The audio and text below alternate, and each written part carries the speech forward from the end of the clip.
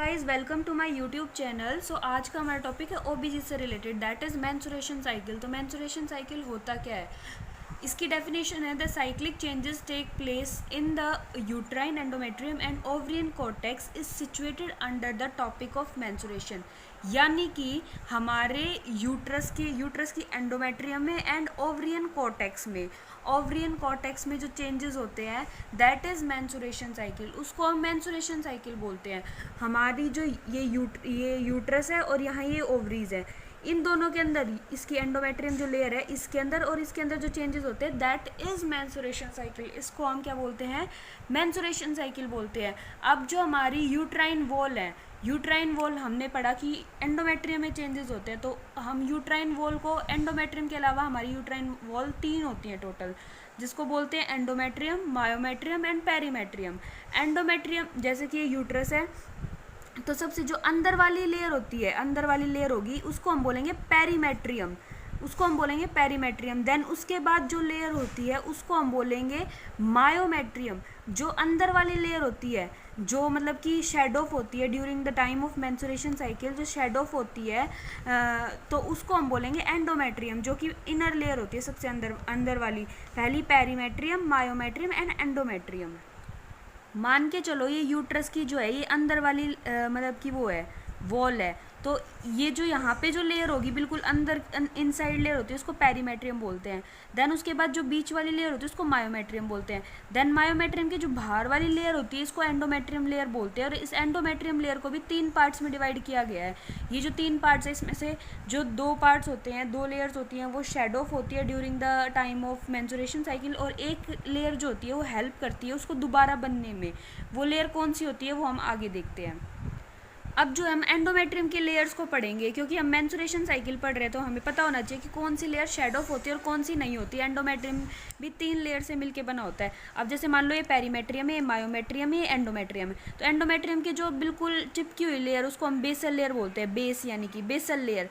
Then उसके बाद जो होती है वो कौन सी होती है, स्पॉन्जी लेयर होती है, इसको क्या बोलेंगे, स्पॉन्जी लेयर बोलेंगे। देन इसके बाद जो होती है वो कॉम्पैक्ट लेयर होती है। जो स्पॉन्जी और जो कॉम्पैक्ट लेयर होती है, जो ये स्पॉन्जी और कॉम्पैक्ट लेयर है ये अंदर की साइड होती है और बेसल लेयर बाहर की साइड होती है, यानी आउटर साइड होती है। और ये जो दोनों लेयर है ये कॉम्बिनेशन में क्या लेयर बनाती है, सुपरफिशियल लेयर बनाती है। क्या लेयर बनाती है, सुपरफिशियल लेयर बनाती है। जो बेसल लेयर होती है वो इनर लेयर होती है और जो कि रीजनरेशन में हेल्प करती है। जो बेसल लेयर होती है, अंदर वाली लेयर है एंडोमेट्रियम की, ये रीजनरेशन में हेल्प करती है, ठीक है।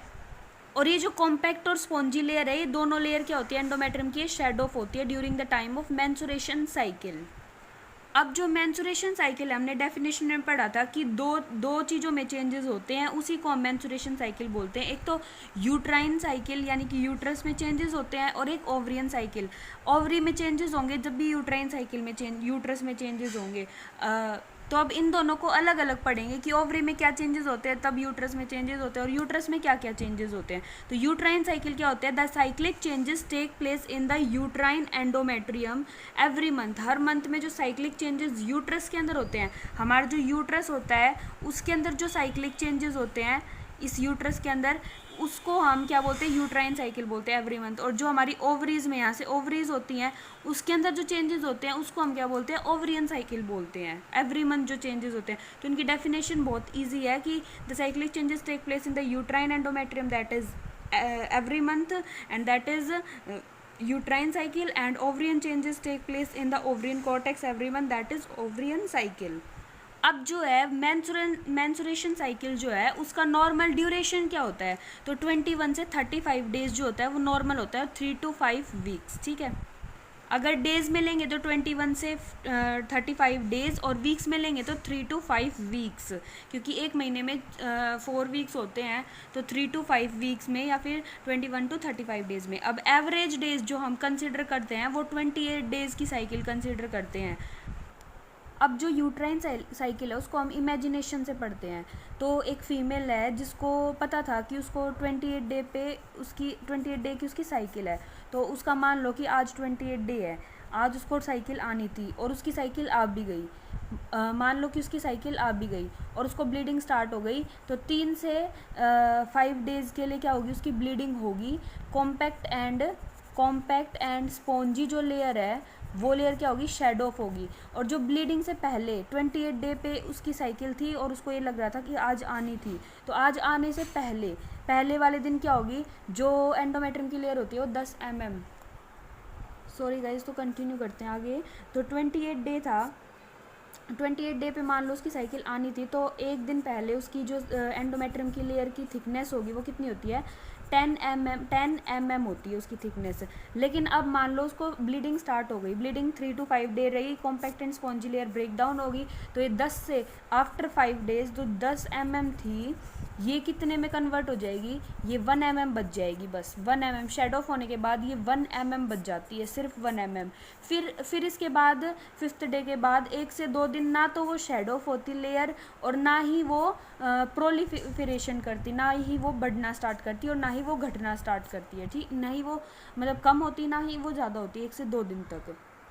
देन 3 to 5 डेज हो गए, देन 1 to 2 डेज ना तो इंक्रीज होती ना डिक्रीज होती। देन उसके बाद 6th 7th डे पे क्या होता है, एंडोमेट्रियम का प्रोलिफरेशन स्टार्ट हो जाता है, तो वो कितनी बढ़ जाती है 6th 7th डे पे 2 mm के आसपास वो इंक्रीज हो जाती है। 7 to 8th डे पे वो कितनी इंक्रीज हो जाती है एंडोमेट्रियम की layer, 7th to 8th day पे 2 से 3 mm इंक्रीज हो जाती है, 2 से 3 mm बढ़ जाती है।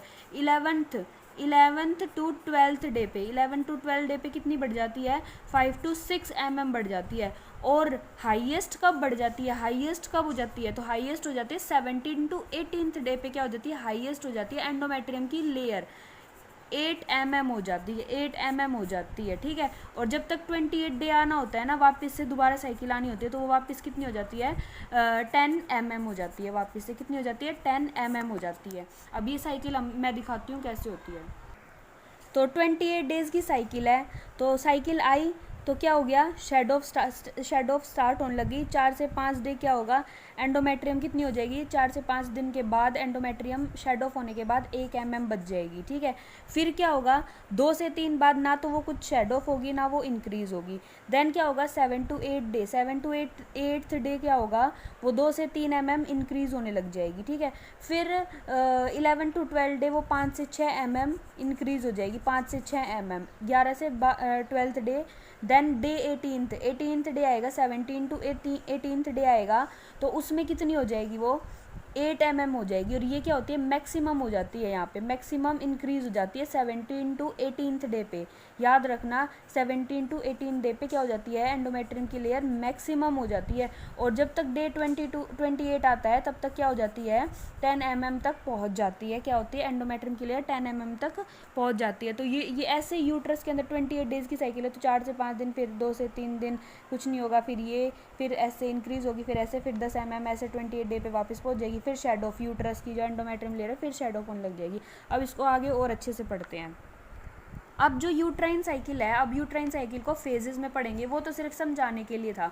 अब यहाँ फेजेस में पढ़ेंगे। पहला फेज होता है मेंसुरेशन फेज, दूसरा फेज होता है post mensuration phase, third phase होता है proliferative phase and fourth phase होता है सिक्रीटरी फेज यूट्राइन साइकिल का। यानी कि एंडोमेट्रियम जब शेड ऑफ होती है तो कैसे होती है, ठीक है। तो 4 फेज होती है, mensuration, post mensuration, proliferative and secretory. Basically हम इसको नहीं पढ़ते हैं बट इसको भी देखेंगे हम। तो मेंसुरेशन फेज वही कितना 0 से 3 दिन के लिए होती है, 0 से 3 डेज़ के लिए, 5 डेज़ भी हो जाती है, किसी में 7 डेज़ भी हो जाती है। तो 0 से 3 डेज़ के लिए जो होता है नॉर्मल गाइडलाइन के अकॉर्डिंग 0 to 3 डेज़ लिखवा रखा है। तो 0 to 3 डेज़ में क्या होता है, जो 10 mm वो होती है एंडोमेट्रियम की जो लेयर होती है वो क्या हो जाती है, शेड ऑफ होने लग जाती है और कितनी बच जाती है, 1 mm तक बच जाती है। पोस्ट मेंसुरेशन फेज क्या होता है, जब मैंने बताया था कि 2 से 3 डेज़ के लिए क्या होता है, ना तो वो शेड ऑफ होती और ना वो मतलब कम होती और ना वो ज़्यादा इंक्रीज होती, ठीक है, नॉर्मल रहती है, वो न्यूट्रल लेवल पे रहती है, ठीक है। तो मान लो 3 दिन तो ये हुआ मेंसुरेशन हुआ, तो 4th से 5th डे क्या हुआ, ना तो वो इंक्रीज हो रही ना वो डिक्रीज हो रही, ठीक है। फिर हमारी बढ़नी स्टार्ट होएगी 6th डे से, 6th डे से बढ़नी स्टार्ट होएगी। तो प्रोलिफरेटिव फेज क्या होगा, 6 to 18 डे तक वो मैक्सिमम बढ़ेगी। तो 6th to 18th डे तक प्रोलिफरेशन होता है किसका, एंडोमेट्रियम लेयर का, ठीक है। फिर लास्ट जो फेज आता है और ये प्रोलिफरेशन कौन कराता है, हमने पढ़ा था कि बेसल लेयर जो होती है ना हमारी, वो क्या कराती है, प्रोलिफरेशन कराती है। 1 mm से बढ़ के 8 mm तक पहुंच जाती है वो प्रोलिफरेटिव फेज़ में। देन आता है secretory phase. Secretory phase 18th day से 28 डे तक का होता है, जिसके अंदर है ना म्यूकस का सिक्रीशन होता है बिकॉज ऑफ एंडोमेट्रियम बढ़ती है तब, और ये 8 mm से 10 mm तक हो जाती है 28th डे तक। ये नॉर्मल 28 डेज़ की साइकिल समझाइए, ठीक है।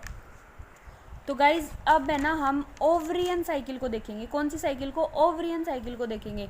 जो ओवरियन साइकिल होती है उसके दो पार्ट्स होते हैं, ओवरी के दो पार्ट्स होते हैं, ओवरियन साइकिल के नहीं, ओवरी के दो पार्ट्स होते हैं, ovarian cortex and ovarian medulla.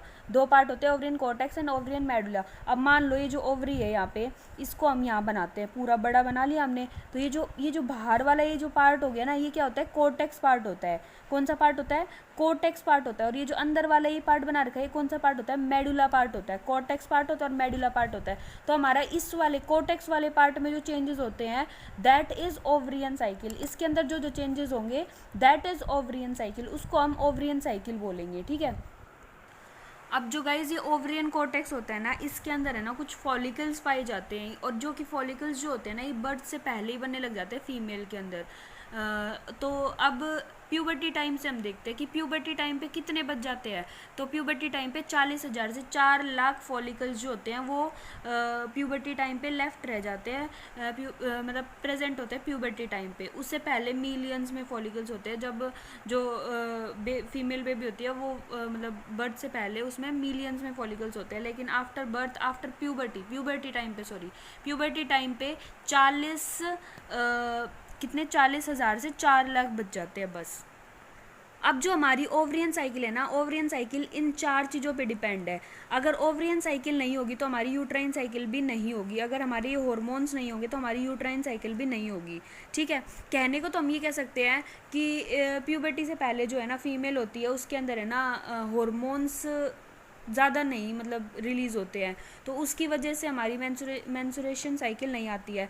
But ऐसा है कि जो ओवरियन साइकिल है उसके अंदर ये 4 हार्मोन्स होते हैं, मोस्ट इंपॉर्टेंट हार्मोन होते हैं, और इन्हीं के कारण हमारी अगर ओवरियन साइकिल में ये हार्मोन रिलीज़ होंगे तो तब भी तो हमारी यूट्राइन साइकिल में एंडोमेट्रियम शेड ऑफ होएगी और एंडोमेट्रियम की ग्रोथ होगी। अगर ये हार्मोन नहीं होंगे तो वो नहीं होगी, ठीक है। तो ये हमारा था ओवरियन साइकिल में। अब ओवरियन साइकिल को हम डिटेल में पढ़ते हैं आगे। पहले तो गाइज अभी एक क्वेश्चन है कि मैंने अभी बताया था कि जो ओवरियन साइकिल है वो कहाँ टेक प्लेस करती है, कॉर्टेक्स में या मेडुला में? तो प्लीज़ कमेंट में आंसर बताना। सो अब है ना हम ओवरियन साइकिल को अच्छे से देखते हैं। कौन सी साइकिल? ओवरियन जो साइकिल है उसको अच्छे से देखते हैं। तो उसमें पूरा सिस्टम कैसे होता है, ओवरी में कैसे क्या क्या चीज़ होती है वो देखेंगे। कौन सा हार्मोन कब रिलीज़ होता है, कैसे रिलीज़ होता है, हर चीज़ देखेंगे, बिल्कुल अच्छे से देखेंगे। और जो हमारा हाइपोथैलेमस होता है, हाइपोथैलेमस कहाँ होता है? हाइपोथैलेमस हमारा होता है ब्रेन में। कहाँ होता है? ब्रेन में होता है। इस हाइपोथैलेमस से एक हार्मोन रिलीज़ होता है जिसको बोलते हैं GnRH, गोनेडोट्रोपिन रिलीजिंग हार्मोन। इसकी फुल फॉर्म ये होती है। इससे रिलीज़ होता है, हाइपोथैलेमस से रिलीज़ ये होता है। और ये जो हार्मोन है ये कहाँ जाता है?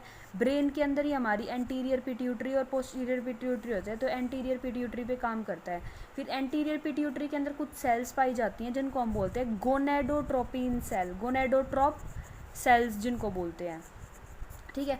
ये सेल्स होती हैं, ये जो GnRH है ये एंटीरियर पिट्यूटरी पे जाएगा, फिर एंटीरियर पिट्यूटरी के पास ये सेल्स होती हैं, और ये जो सेल्स होती हैं फिर ये स्टिमुलेट होती हैं due to this GnRH।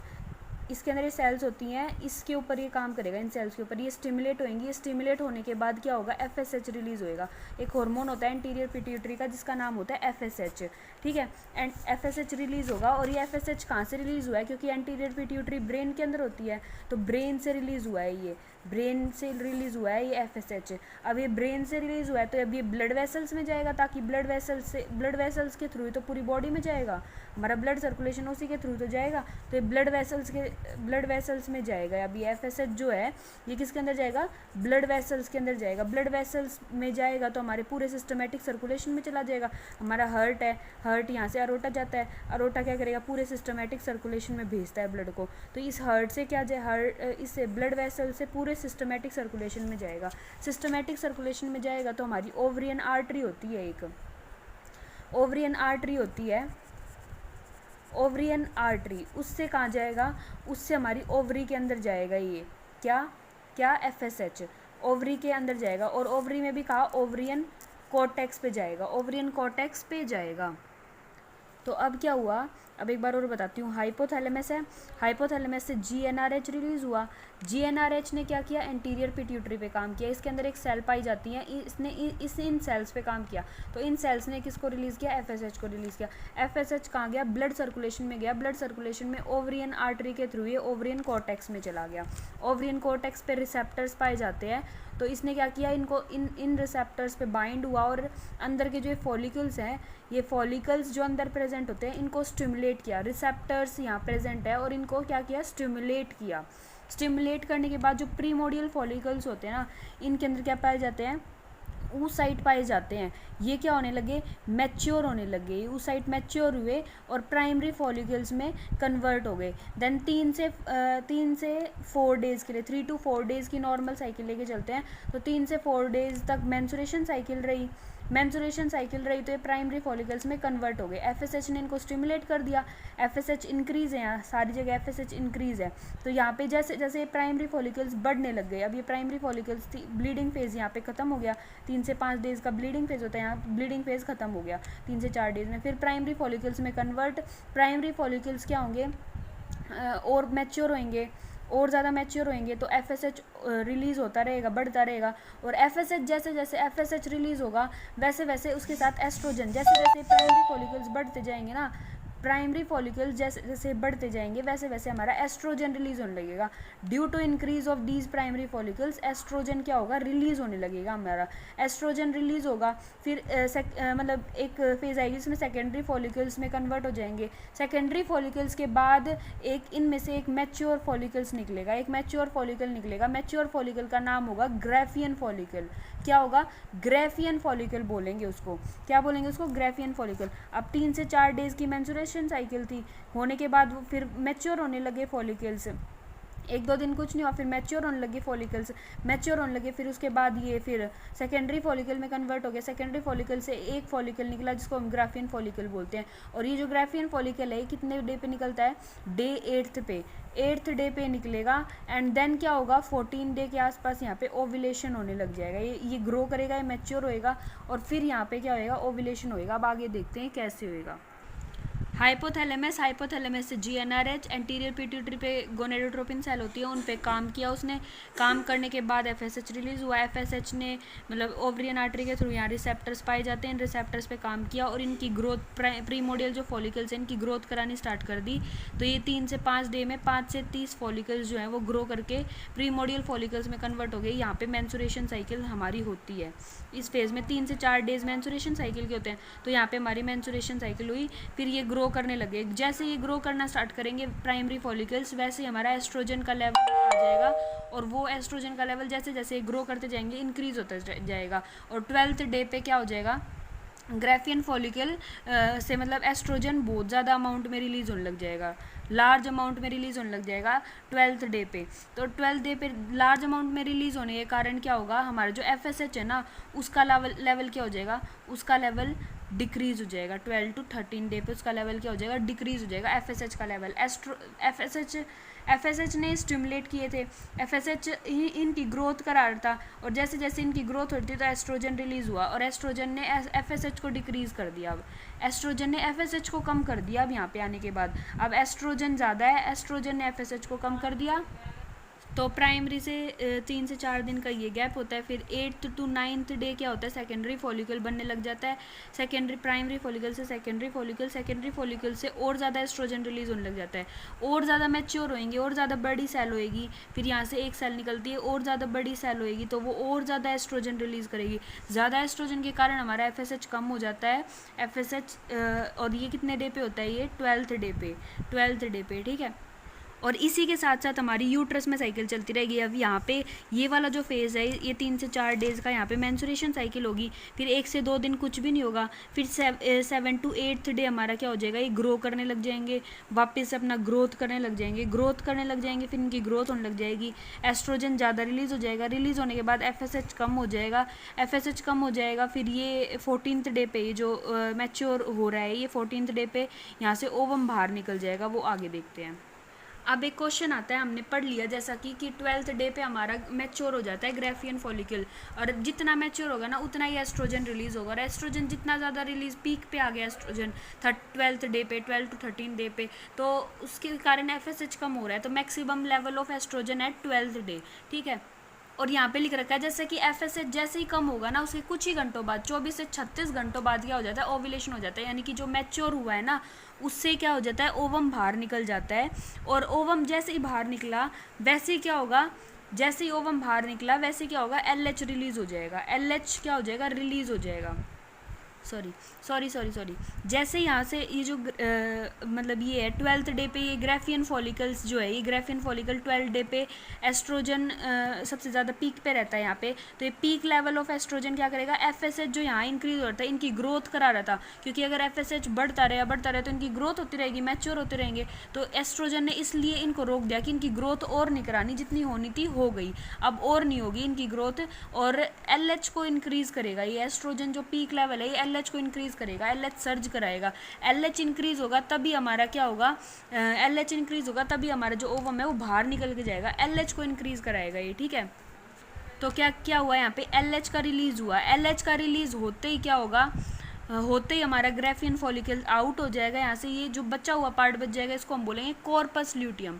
Corpus luteum LH जो वो आउट होता है, ओवम बाहर निकल जाता है, वो 14th डे पे होता है, उसके बाद 15th डे पे ये क्या हो जाएगा, कॉर्पस ल्यूटियम, 15 डे नहीं उसी दिन मतलब कुछ ही घंटों बाद क्या होगा, कॉर्पस ल्यूटियम में कन्वर्ट हो जाएगा, कॉर्पस ल्यूटियम कुछ टाइम बाद किस में कन्वर्ट हो जाएगी, और LH सर्ज, LH जैसे ही सर्ज होता है वो एस्ट्रोजन को कम कर देता है, प्रोजेस्ट्रॉन को बढ़ा देता है, LH सर्ज होते ही क्योंकि एस्ट्रोजन ने क्या करा, LH को बढ़ाया, और LH ने क्या कर दिया, एस्ट्रोजन को कम कर दिया, प्रोजेस्ट्रॉन यहाँ LH से यहाँ से कॉर्पस ल्यूटियम से प्रोजेस्ट्रॉन बढ़ने लग गया, और क्या हो गया, वो कम हो गया, क्योंकि मैच्योर फॉलिकल तो निकल गया, वो तो बाहर निकल गया, ओवम बाहर निकल गया, तो एस्ट्रोजन तो अपने आप कम हो जाएगा, LH सर्ज हुआ तो कॉर्पस ल्यूटियम है, कॉर्पस ल्यूटियम से क्या हुआ, हमारा वो रिलीज होगा प्रोजेस्ट्रॉन हार्मोन रिलीज होगा, तो ये क्या कराएगा, प्रोजेस्ट्रॉन जैसे जैसे LH आगे बढ़ेगा तो LH तो इनकी ग्रोथ कराएगा, और प्रोजेस्ट्रॉन इसके साथ इंक्रीज होता रहेगा,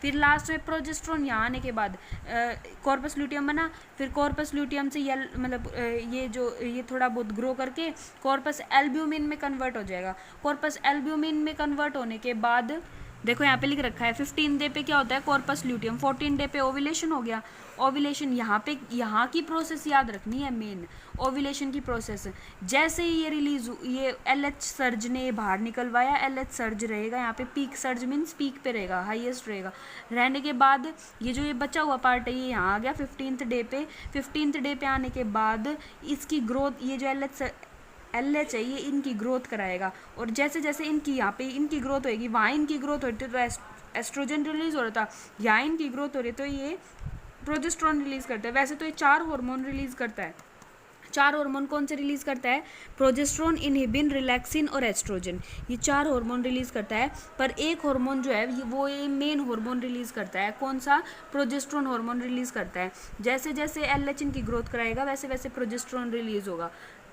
अब इस कॉर्पस ल्यूटियम से प्रोजेस्ट्रॉन रिलीज हो रहा है और इसकी ग्रोथ करा रहा है आगे, तो ग्रोथ करा रहा है तो ये जो कॉर्पस ल्यूटियम प्रोजेस्ट्रॉन को रिलीज करेगा, तो ये ना यहाँ पे अगर प्रेगनेंसी कंसीव हो जाती है ना तो ये मेंटेन करके रखेगा प्रेगनेंसी को, अगर कंसीव नहीं होती है तो हमारा जो प्रोजेस्ट्रॉन है ना वो जो LH की वजह से इनकी ग्रोथ हो रही थी ना, इनकी ये बचा हुआ पार्ट बच गया था, इसकी ग्रोथ होती है LH की वजह से, तो LH को कम कर देगा ये प्रोजेस्ट्रॉन, अगर प्रेगनेंसी कंसीव नहीं हुई है तो ये LH को क्या कर देगा, कम कर देगा, LH को कम करने के बाद फिर ये वाइट बॉडी में कन्वर्ट हो जाएगा, ये जो कॉर्पस ल्यूटियम का कलर होता है येलो होता है, ये वाइट बॉडी में यानी कि कॉर्पस एल्ब्यूमिन में कन्वर्ट हो जाएगा, कॉर्पस एल्ब्यूमिन जो होती है वो कैसी कलर की होती है, वाइटिश कलर की होती है, और इनका साइज छोटा होता है, और छोटा होगा तो क्या होगा, छोटा होगा तो प्रोजेस्ट्रॉन, क्योंकि जितना बड़ा साइज होता है यहाँ पे, अगर यहाँ ग्राफियन फॉलिकल का साइज बड़ा था तभी तो एस्ट्रोजन ज़्यादा रिलीज हो रहा था, अब यहाँ पे इनका साइज वाइट जो कलर कॉर्पस एल्ब्यूमिन है इसका साइज छोटा है तो प्रोजेस्ट्रॉन इतना रिलीज नहीं हो पाएगा, और नहीं हो पाएगा तो आगे क्या हो जाएगी, मेंस्ट्रुअल फेज वापस से आ जाएगी, ठीक है, तो हमारा प्रोजेस्ट्रॉन भी कम हो जाएगा और एस्ट्रोजन लेवल भी कम हो जाएगा। फिर थोड़ा थोड़ा आगे बढ़ने, फिर आगे वही प्रोसेस होएगी, प्राइमरी फॉलिकल्स बनेंगे, वो कन्वर्ट होंगे, और वो कन्वर्ट होने के बाद फिर वो मैच्योर होने लगेंगे तो एस्ट्रोजन रिलीज होने लग जाएगा। ये सारी प्रोसेस वापस होएगी। एक बार शॉर्ट में ब्रीफ में दोबारा बता देती हूँ हल्का सा। ये हमारा क्या है, ओवरियन कॉर्टेक्स है, यहाँ मेडुला होता है बीच में। तो यहाँ से हमारा हाइपोथैलेमस आया, हाइपोथैलेमस से जीएनआरएच आया, जीएनआरएच से एंटीरियर पिट्यूटरी, से एंटीरियर पिट्यूटरी में गोनेडोट्रोपिन सेल है, गोनेडोट्रोपिन सेल पे इसने काम किया, गोनेडोट्रोपिन सेल पे इसने काम किया। उसके बाद क्या हुआ, गोनेडोट्रोपिन सेल से इसने उसको एफएसएच को रिलीज कराया। एफएसएच के यहाँ रिसेप्टर्स पाए जाते हैं, इन रिसेप्टर्स पे बाइंड हुए, बाइंड होने के बाद यहाँ पे जो ये फॉलिकल्स प्रेजेंट थे इनको क्या किया, इसने स्टिमुलेट किया। स्टिमुलेट करते ही के साथ इसमें oocyte की प्रोसेस, ये जो oogonia इसके अंदर प्रेजेंट है, ये oogenesis की प्रोसेस स्टार्ट हो गई। oogenesis की प्रोसेस स्टार्ट हुई तो 3 से 5 दिन के लिए क्या हुआ, 3 से 5 दिन के लिए ब्लीडिंग फेज आई, तो ये प्राइमरी में कन्वर्ट हो गए।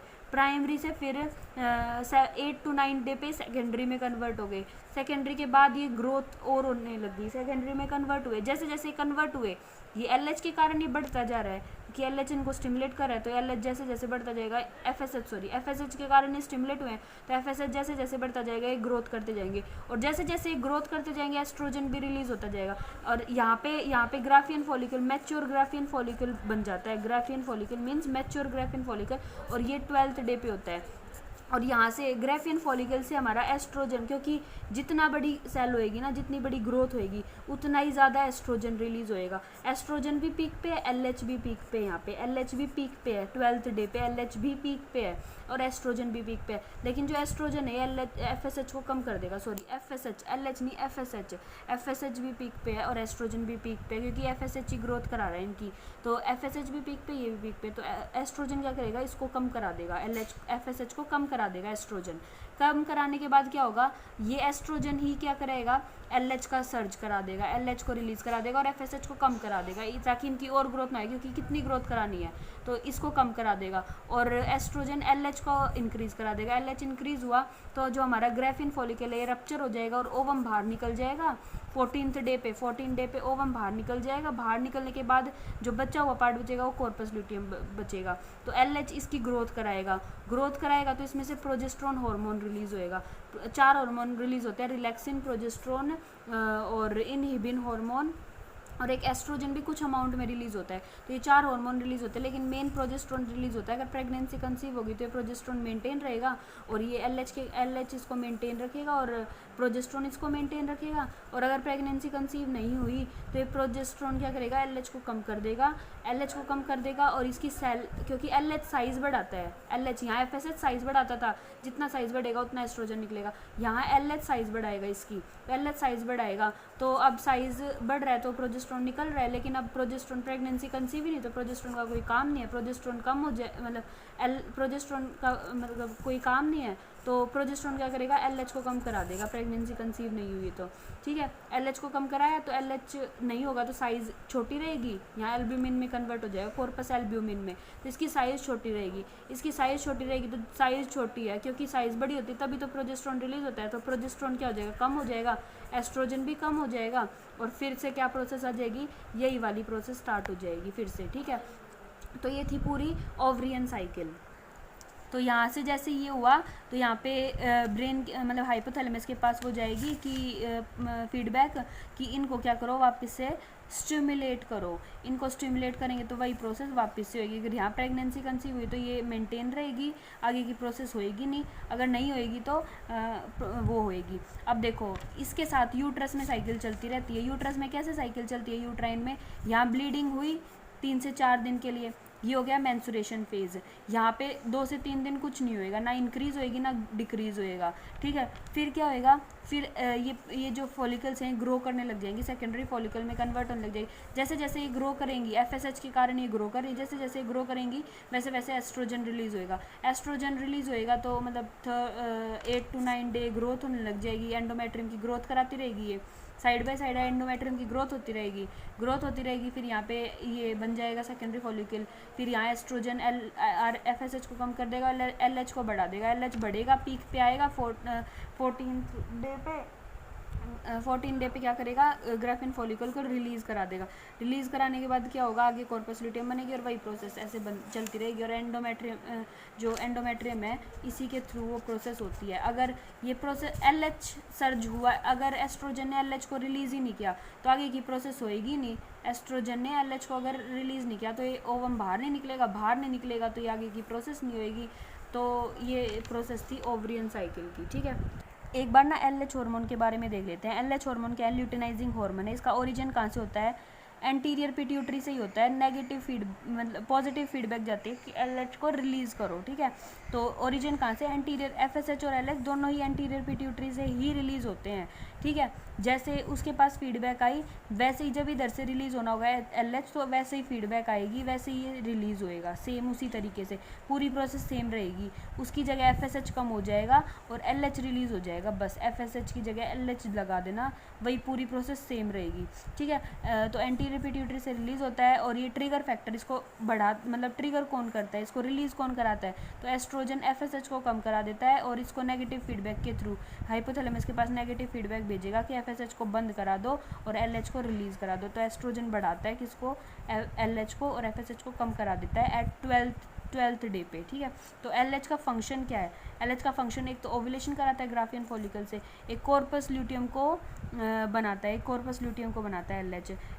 कॉर्पस ल्यूटियम को इंक्रीज़ करता है, इंक्रीज़ करेगा तभी तो प्रोजेस्टेरोन बढ़ेगा तो हमारी क्या होगी, वो मेंटेन रहेगी। और LH ही क्या कराता है, अगर LH बढ़ेगा तभी तो रिलीज़ होएगा प्रोजेस्टेरोन का, अगर रिलीज़ ही नहीं होगा तो कॉर्पस ल्यूटियम बनेगा ही नहीं, ओव्यूलेशन ही नहीं होगा, तो कॉर्पस ल्यूटियम बचा हुआ पार्ट बनेगा ही नहीं, और बनेगा नहीं तो हमारी आगे प्रोसेस ही नहीं होगी। तो रिलीज़ कॉर्पस ल्यूटियम से हमारा प्रोजेस्टेरोन निकलेगा ही नहीं तो हमारी प्रोसेस हो ही नहीं पाएगी आगे, है ना।